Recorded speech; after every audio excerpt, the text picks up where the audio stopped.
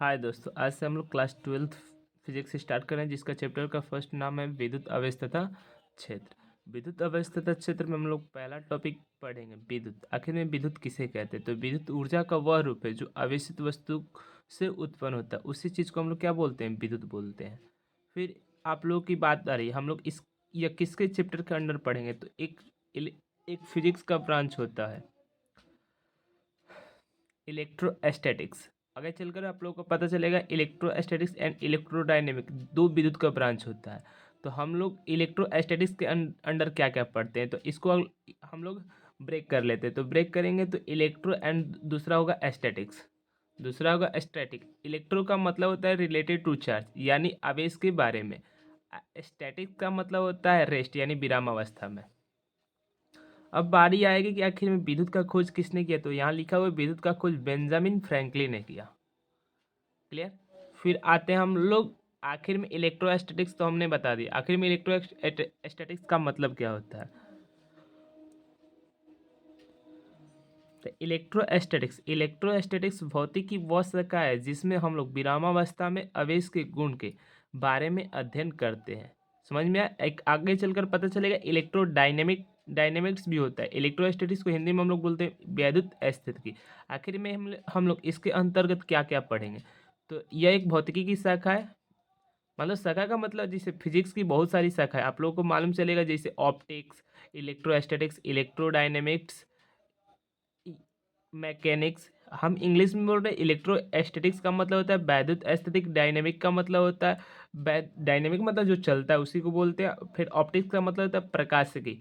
फिर मैकेनिक्स का मतलब होता है यांत्रिक। ये सब फिजिक्स की ब्रांचेज है, यानी शाखाएं। अब मान लो ब्रांचेज है, तो देखिएगा आप लोग 12th में भी बहुत हायर क्लासों में पढ़े होंगे।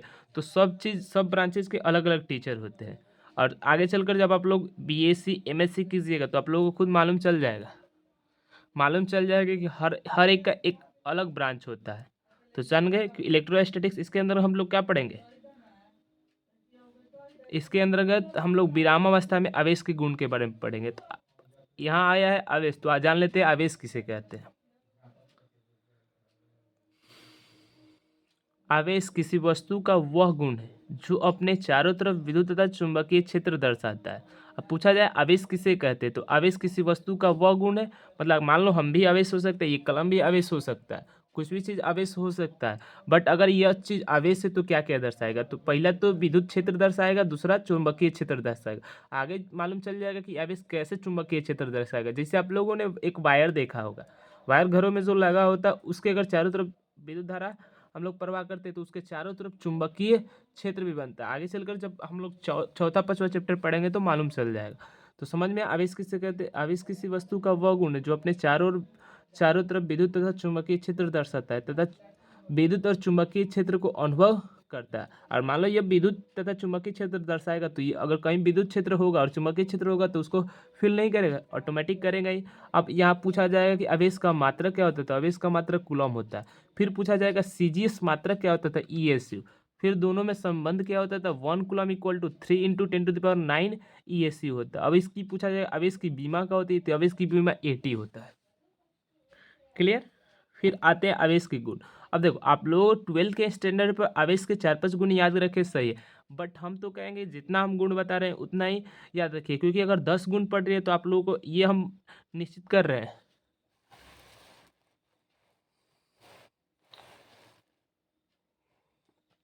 अगर ये आप 10 गुण पढ़ रहे हैं तो आपको निश्चित करें 1 से 8 चैप्टर तक समझने में कोई दिक्कत नहीं आएगी। 1 से 8 चैप्टर तक समझने में कोई दिक्कत नहीं है। आज धीरे धीरे ऐसे आप बिल्डअप हो जाइएगा कि फिजिक्स को फील करने लगिएगा कि फिजिक्स में आखिर में होता क्या है। तो आवेश आवेश एक अदिश राशि। अदिश और सदिश का मतलब यही होता है, जैसे हम लोग मैथ में जो मैथ का यूज करते हैं, जो अदिश राशि वही सेम चीज़ मैथ में अप्लाई होगा। सेम वो जो हम लोग जोड़ घटाव गुणा भाग, अगर हम उस चीज़ को अगर अदिश बोलते थे, जोड़ घटाव गुणा भाग जो हम मैथ में इजीली मैथ में करते हैं, वो सब चीज़ होगा।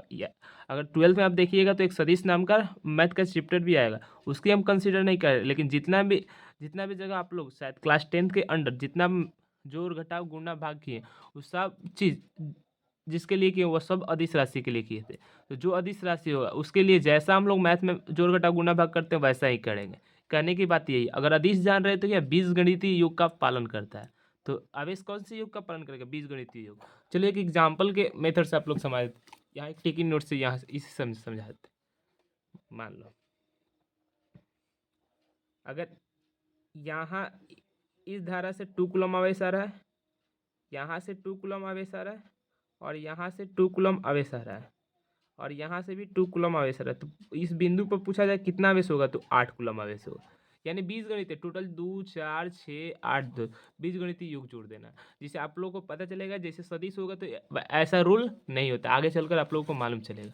तो क्लियर। फिर आते हैं कि आवेश कितने प्रकार के होते हैं। तो आवेश 2 प्रकार के होते हैं। एक होता है धन चार्ज, जिसे इंग्लिश में पॉजिटिव चार्ज कहते हैं। धन आवेश जिसे इंग्लिश में हम लोग पॉजिटिव चार्ज कहते हैं, लिख देते हैं यहाँ इंग्लिश,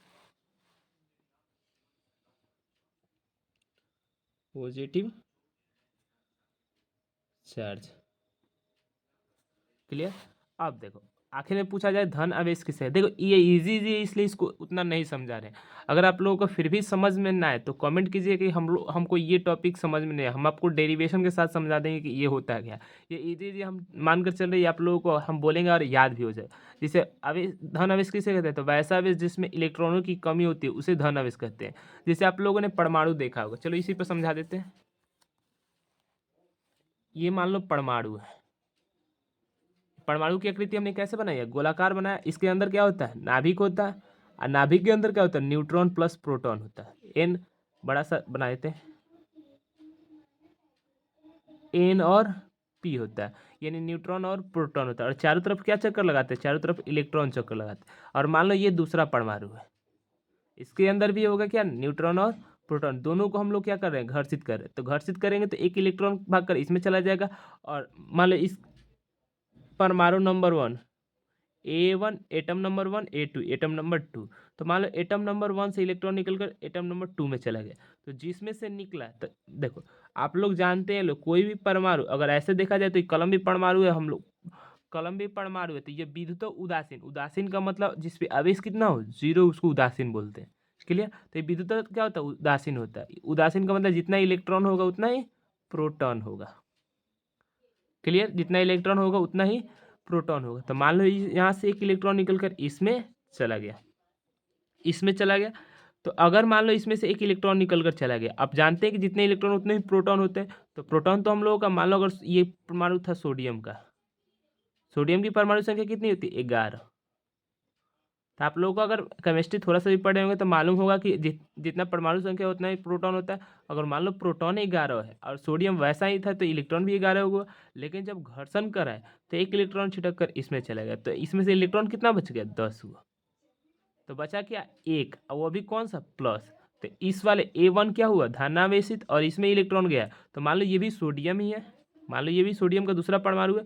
तो इसमें 11 प्रोटॉन पहले से था, 11 इलेक्ट्रॉन पहले से था, लेकिन एक आ गया इलेक्ट्रॉन, तो कितना हो गया? 12। तो इसमें से माइनस ई इलेक्ट्रॉन आ गया, यानी यह आवेश A2 क्या हो गया? ऋण आवेशित। तो देख रहे हैं इसमें क्या, 11 प्रोटॉन है, 10 इलेक्ट्रॉन है, यानी प्रोटॉन को क्या माना जाता है? धन आवेशित माना जाता है, इलेक्ट्रॉन को माना जाता है ऋण आवेशित। तो इस परमाणु पर कौन सा चार्ज आ गया? 1 प्लस चार्ज। इस परमाणु पर 1 माइनस चार्ज आ गया। तो इसमें देख रहे हैं 12 क्या है? इलेक्ट्रॉन है, 11 क्या है? प्रोटॉन है। यानी अगर पूछा जाए कि इलेक्ट्रॉन किसे कहते हैं, तो वैसा इलेक्ट्रॉन नहीं, सॉरी, अगर पूछा जाए ऋण आवेश किसे कहते हैं, तो वैसा आवेश जिसपे इलेक्ट्रॉनों की संख्या अधिक होती है उसको ऋण आवेश। और पूछा जाए धन आवेश, तो वैसा आवेश जिसपे प्रोटॉनों की संख्या अधिक होती है उसको हम लोग धन आवेश कहते हैं। क्लियर हुआ? यहाँ से ट्राई करेंगे दूसरा पेज फाड़ने के लिए। नेक्स्ट वीडियो में आप लोग को दूसरा पेज फटा हुआ मिलेगा। यहाँ रेंडमली समझा रहे हैं इसलिए। चलो फिर धन आवेश की बात है, तो क्लियर हुआ। वैसा आवेश जिसपे इलेक्ट्रॉनों की कमी होती है उसे धन आवेश कहते हैं। दो तरीके से परिभाषा बना सकते हैं, ऊपर दिखाया आप लोगों को, प्रोटॉन करके भी बना सकते हैं। अगर पूछा जाए दो धन आवेश, मान लो फिजिक्स में वैसा दो परमाणु बताइए जो धन आवेशित है, तो पहला क्या बता सकते हैं? प्रोटॉन बता सकते हैं। प्रोटॉन पर चार्ज कितना होता है? 1.6 इंटू 10⁻90। और दूसरा धन आवेश कौन है? अल्फा कण। अब पूछिएगा कि अल्फा कण क्या है। चलो इसी पर थोड़ा सा जगह बचा है, समझा देते हैं। अल्फा कण, ये आप लोगों का हीलियम जानते हैं लोग? हीलियम, जैसे हाइड्रोजन पहला होता है, दूसरा नंबर हीलियम में होता है, उसी हीलियम की बात बोल रहे हैं। तो हीलियम में क्या होता है? 2 इलेक्ट्रॉन और 2 प्रोटॉन। जब हीलियम में से 2 इलेक्ट्रॉन गायब हो जाता है तो इस पे क्या बचता है, खाली प्रोटॉन बचता है। तो ऐसा नहीं है, मान लो अगर हीलियम में से 2 इलेक्ट्रॉन गायब कर दिया जाए तो जो बनेगा उसी को अल्फा कण बोले। लेकिन अगर इसका डेफिनेशन पूछा जाए कि अल्फा कण का डेफिनेशन क्या होता है, तो हीलियम के नाभिक को ही क्या बोला जाता है, अल्फा कण। तो हीलियम के नाभिक में कितना होता है, 2 प्रोटॉन होता है, 2 न्यूट्रॉन होता है। तो न्यूट्रॉन पर जानते हैं कोई सा आवेश नहीं होता, प्रोटॉन पर कौन सा आवेश, कितना आवेश होता है, यहाँ देखिए अभी 1.6 इंटू 10⁻⁻90। तो 2 से मल्टीप्लाई कर देंगे, जितना आ जाएगा उतना ही अल्फा कण पर क्या हो जाता है, प्लस चार्ज होता है। क्लियर।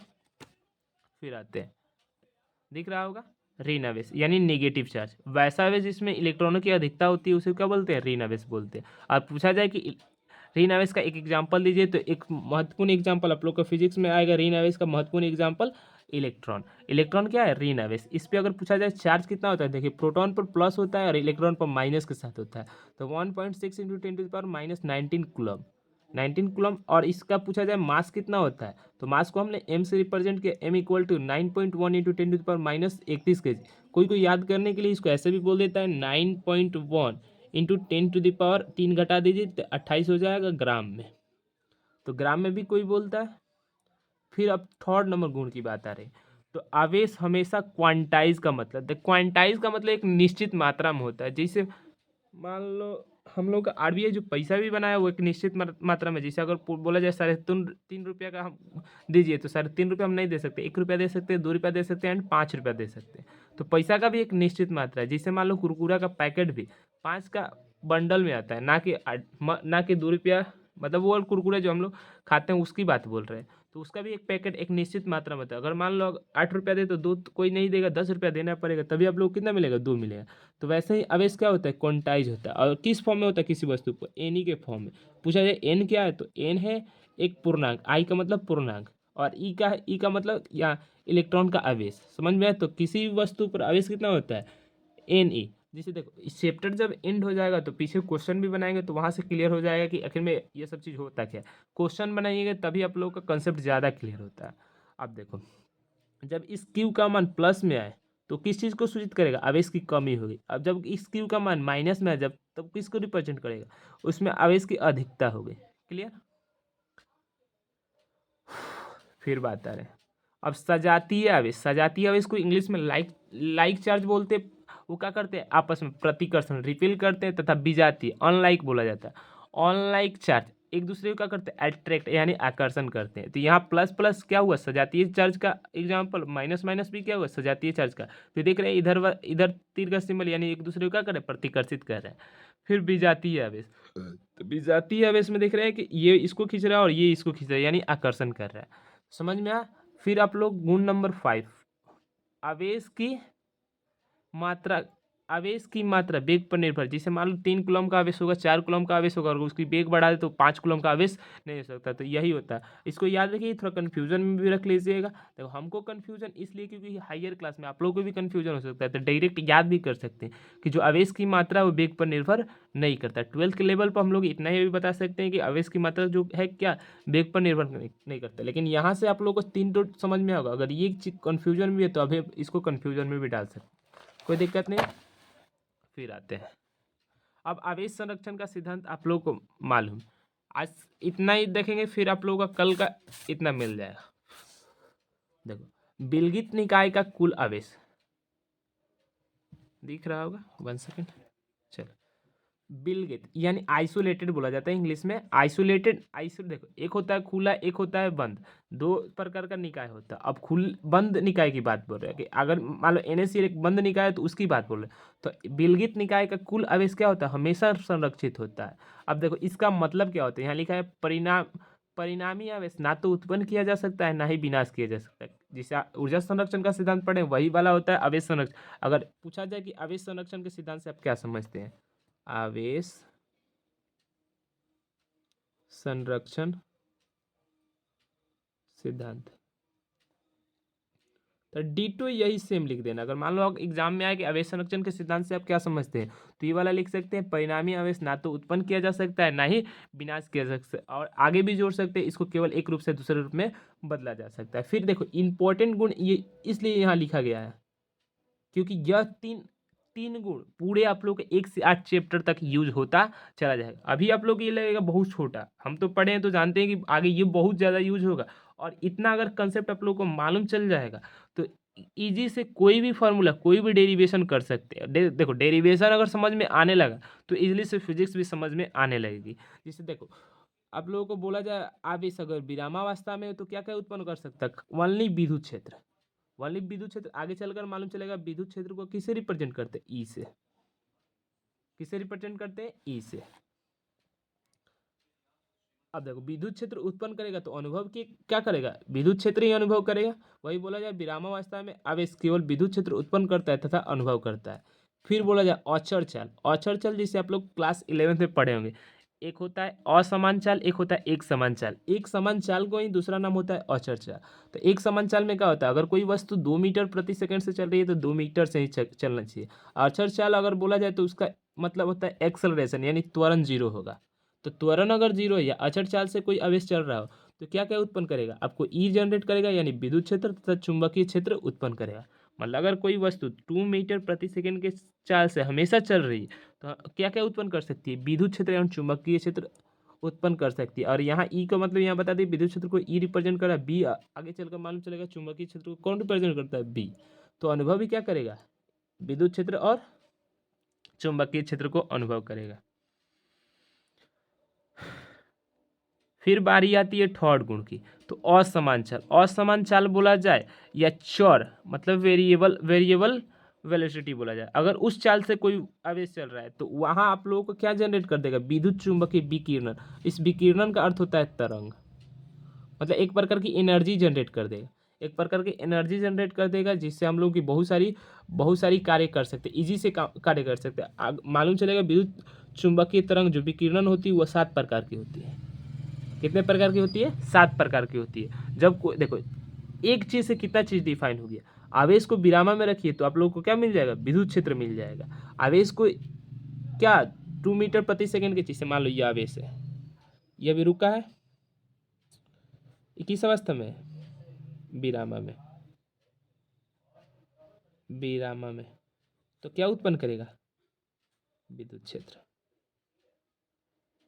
विद्युत क्षेत्र।